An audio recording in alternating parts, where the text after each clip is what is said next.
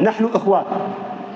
من رأيته بالفيسبوك وتويتر والماسنجر وغيرها قليل أدب يحاول أن ينكئ جراح اليمنيين ويعيد الماضي العفن، خلاص جزعنا كملنا. وهو رسول الله كان يتألم من كل قلب أثناء الصلاة قبل الصلاة، يا رسول الله فلان فعل، يا رسول الله فلان دخل، قال دعوني أصلي بالناس وأنا سليم الصدر. وهذا الرسالة يا أخواني، قال دعوني أصلي بالناس وأنا سليم الصدر. لا تملوا قلبي على أحد يا أخي، لا تملوا قلبي على أحد. البلاد مش حق أحد، لا مؤتمر ولا إصلاح ولا الناصري ولا الاشتراكي ولا الوحدوي ولا الانتقالي ولا حوثي. من قال إني حق أول الإصلاح ولا حق المؤتمر؟ حقنا احنا، بلادنا احنا، خيراتنا احنا وثرواتنا احنا. دي عايدي عندنا على نحن نشتري احنا ولا يروح، مش حق أو واحد خالص. متى نقول كلمة الحق؟ لي حين عن نتحرك، لي حين نشتري الله أحمد بن يحيى وطارق وعمال وتوكل وحميد لا يرجع شاخر. واحد عينك جراحنا لا يجيش. من ما كان رجال ولا مرة روح أنت نكأت جراحنا الله وديعك خلاص. وعين رجال جديد، عندنا قيادات، عندنا شباب موجودين، عندنا دكاترة. لا بالله ياسين نعيد مرة ثانية عشان نكأ جراحنا. عندنا رجال في كل مكان في كل محافظة. ما بالله ما نشتريها يروح. سرقوا بلادنا، خيراتنا، ثرواتنا، بلادنا، ديارنا، قتلونا وهجرونا يا أخي. ما استناش نضبط بلد أو ننتبه على خيراتها ولا على ثرواتها. إياكم أن تحدثنا اليوم عن السيادة. لم يعد للوطن السيادة ولا كرامة. أصبح اليمني مهان في كل بلد، في كل دولة من الدول. السوريين كملوا وتوحوا، جمع الفصائل كلها، جمع الفصائل كلها تحت مسمى واحد، وإحنا كل واحد لحاله، كل واحد معلومات لحاله. أتعتقد أن هؤلاء يجتمعوا من أي حر وطن يبحثوا عن الخيرات والمكاسب؟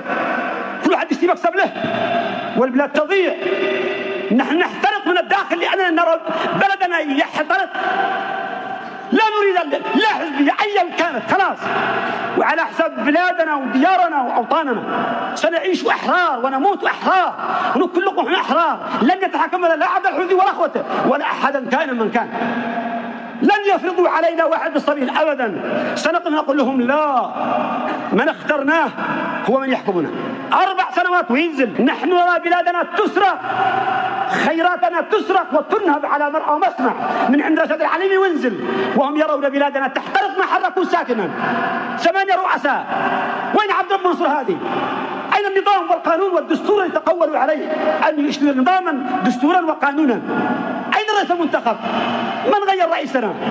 من بدل أحوالنا؟ نحن أصبحنا مرتهنين، لا قرار لا سيادة لا كرامة. ثم يأتي صاحبنا على 2000 لا تعزيش على 2011 قاجز على الكل بكله، وضيعت البلاد كلها وراحت البلاد كلها. الانتقال هناك اليوم ما تمشي على السفر، ما تأمن على سفر. إن سافرنا عدن بزك الانتقالي، ونحن عند الحوثي بزك الحوثي، وياو عندنا دخلنا بالحبس. كيف الخبر؟ متى نفتهم؟ ما تستطيع تزور أبوك ولا أمك، يموت أبوك وأمك أحب الناس إليك، بينك أنت ويا الساعة. ثم يأتي الحوثي يكلمنا عن الحرية والديمقراطية. عند الحوثي سجون ومعتقلات أيا كانت من عند محمد قحطان وانزل. أصبح اليمنيين ضايعين، لا أب لهم، لا راعي لهم، لا مسؤول عليهم، لا من يتكلم بلغتهم. سكت الجميع، سكت الجميع فلم يتكلم أحد. أين دور العلماء والدعاة؟ أين دور جمعية العلماء؟ وين رحلت؟